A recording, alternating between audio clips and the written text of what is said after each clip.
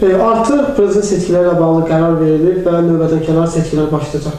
Sizcə bu qərarı verməklə hakimiyyət hansı məqsədlərinə çatmaq üçün etdi bu qərarı? Təşəkkürlər. Birincisi məsələ bundan ibarət ki, biz Gələcək Azərbaycan Partiyası olaraq hesab edirik ki, vaxtından əvvəl prezident seçkilərinin elan edilməsinə normalda, yəni bugünkü Azərbaycandan baxdıqda heç bir əsas yox idi, heç bir gərək yox idi. Amma təbii ki, bu qərar qəbul olunubdur. Biz hesab edirik ki, hakimiyyət üçün qarşıdakı aylarda çox ciddi, bizim bilmədiyimiz hansısa təhdidlər mövcuddur. Yəni, bu Azərbaycana olan təhdidlər deyil. Görürsənir ki, Azərbaycana olan təhdidlər olsaydı, Azərbaycan hakimiyyəti bu qədər rahatsız olmazdı. Məhz bunların hakimiyyətinə qarşı ola biləcək təhdidlərdir. Versiyalar çoxdur. Bizim də öz versiyalarımız var. Amma biz hesab edirik ki, birincisi bu sərəncam, yəni növbədən kənar prezident seçkilərinin elanını biz tam qanuni hesab etmirik. Yəni qanunsuz hesab edirik. Niyə görə? Bu sərəncam oradan qaynaqlanır ki, 2016-cı ilin sentyabr ayında keçirilmiş məlum referendum ölkə başçısına, prezidentə növbədən kənar prezident seçkiləri çağırmaq, növbədən kənar parlament seçkiləri çağırmaq, yəni parlamenti buraxmaq və s. bu kimi səlahiyyətlər verir. Amma qanunun geriyə oxunuşu yoxdur. Yəni ki, 2016-cı ildə qəbul olmuş dəyişikliklər, referendum dəyişiklikləri 2018-ci ildə seçiləcək prezidentə şamil oluna bilərdi. Yəni, çünki Azərbaycan Respublikasının prezidenti 2013-cü ildə prezident seçildikdə hansı konstitusiya ilə seçilibdir? Ötəki, ondan öncəki konstitusiya ilə. Hansı konstitusiyaya əl qoyub and içibdir? Keçmiş konstitusiya. O, öz görəvini həmin konstitusiyaya bitirməlidir. Əgərlər burada ziddiyyət buna ibarət ki, əgərlər indiki konstitusiyaya prezidentə şamil olunursa, prezident o konstitusiyana verdiyi səlahiyyətlərdən istifadə edərək növbədən kənar prezident seçkiləri elan edirsə, demək ki, bu konstitusiya dəyişdi, buna şamil olunur. Buna şamil olunursa, heç 2018-də prezident seçkilərinin keçirilməsinə ehtiyac yoxdur. Yəni, 7 illik prezident statusda buna şamil olunur. Başqa ziddiyyət budur. Əgərlərim 7 illik prezidentlik müddəti 2003-cü ildə seçilmiş prezidentə şamil edilmirsə, 2018-də seçilmiş prezidentə şamil olunacaqsa, eyni qayda olaraq da parlamenti buraxmaq, növbədən kənar prezident seçkiləri elan etmək hüququ da şamil edilmir. Yəni, fikrimi izah edə bilirəm sizə. Məsələ budur. İkinci tərəfi məsələnin nədir? Biz hesab edirik ki, Azərbaycanı bir, qarşıda çox böyük iqtisadi böhran gözləyir və bu sentyabr, oktyabr, noyabr aylarına təsadüf eləyəcəkdir. Bunun əlamətləri də görsənir. Hamımız bilirik ki, Amerika Birləşmiş Ştatları Rusiya Federasiyasına çox ciddi sanksiyalar tətbiq edir və etməkdə davam edir. Və hamı da bilir ki, Rusiyada yaşayan Azərbaycanlıların sayı, ümumi sayı 2 milyondan çoxdur.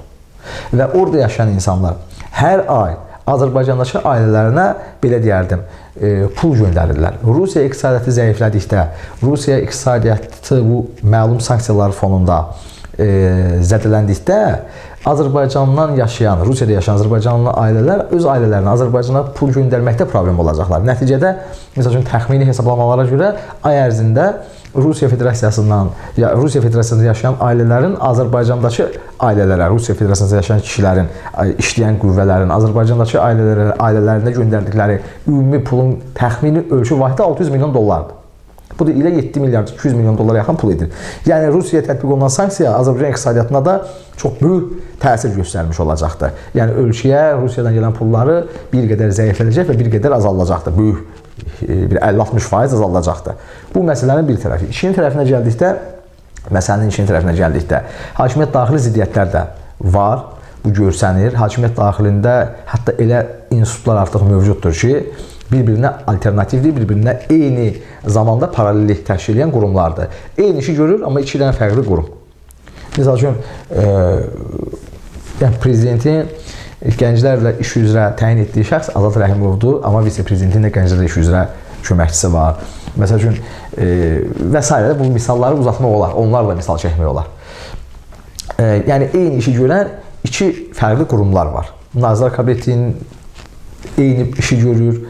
Nazirlər Kabinetindən paralel olaraq vitse-prezidentlik administrasiyasında da belə deyərdim, eyni qurumlar yaranıb. Yəni, hakimiyyət daxilində ziddiyyətlər var Və mən belə deyərdim, köhnə komanda ilə hakimiyyət daxilində formalaşmış yeni komanda arasında çox böyük rəqabət var və bu rəqabətin 6 ay sonra daha da dərinləşməsi, kəskinləşməsi və belə deyərdim, hakimiyyət daxilində ciddi ziddiyyətlər yaradacağı biz belə hesab edirik ki, olacaqdır. Yəni, belə deyək də, bir növ Azərbaycan hakimiyyətini növbədənşələr prezident seçkilərinə getməyə bir iqtisadi amil, iki öz daxilində olan təhlükə, komanda daxili intriqalar vadar edibdir.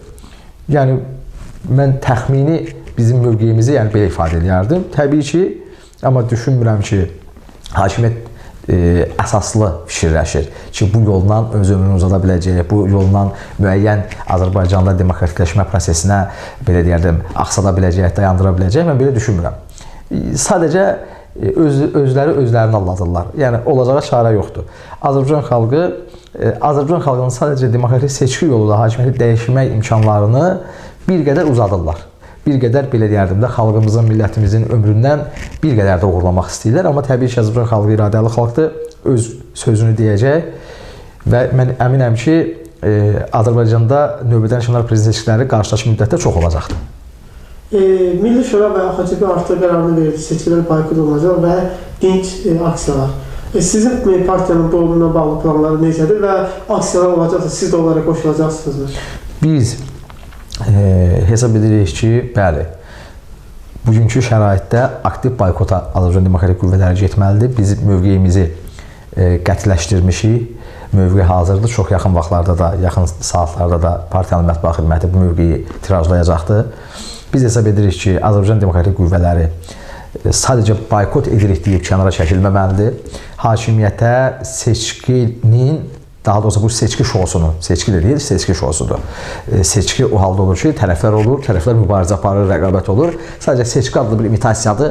Bu seçki şousunu asan, rahat həyata keçməməsi üçün əlindən gələni etməlidir. Yəni, aktiv boykotu seçməlidir. Təkcə boykot yox, eyni zamanda aktiv fəaliyyət göstərməlidir. Bu boykot ərəfəsində o proseslərdə də bəli, müxtəlif dinc aksiyalardan istifadə edilməlidir. Gələcək Özən Partiyası özü də müstəqil, icazəsiz aksiyalar keçirtməyi nəzərdə tutur. Aidiyyatı qurumlar qarşısında Milli Şuranın mövqeyini mən şəxsən öz adıma alqışlayıram və hesab edirəm ki, nəinki Milli Şura, Azərbaycanın demokratik düşərgəsində təmsil olunan bütün demokratik qüvvələr vahid cəbhədə birləşərək vahid formada, vahid komanda halında seçkini boykot etməlidir və vahid halda da bir sənəd ortaya qoymalıdır. Orada bütün prezidentliyə iddiasını ortaya qoymuş şəxslər müxalifətdən və seçkidə iştirak etməkdən sonraki mövcud şəraitdən səbəbindən, mövcud yaranmış yeni variantlar səbəbindən iştirak etməyən namizədlər, siyasi partiyalar, ictimai siyasi xadimlər, ümumən belə qısa desək, Azərbaycan Demokratik Düşərgəsi adına vahid sənəd hazırlanmalıdır. Vahid sənədə hər bir siyasi iddiası olan, amma seçkidə aktiv boykot mövqeyində dayanan şəxslər imza atmalıdır.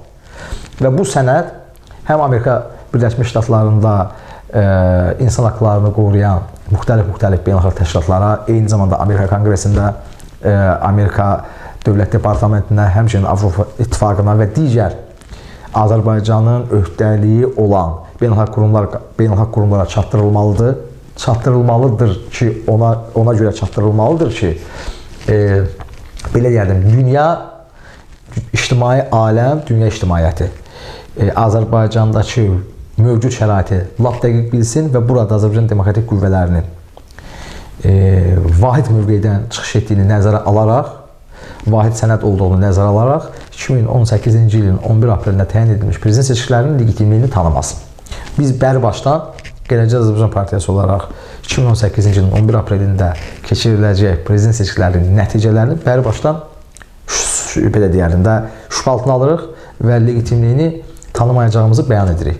Bu bir mənalıdır, qətidir, partiyanın vaz keçirilməz fikridir.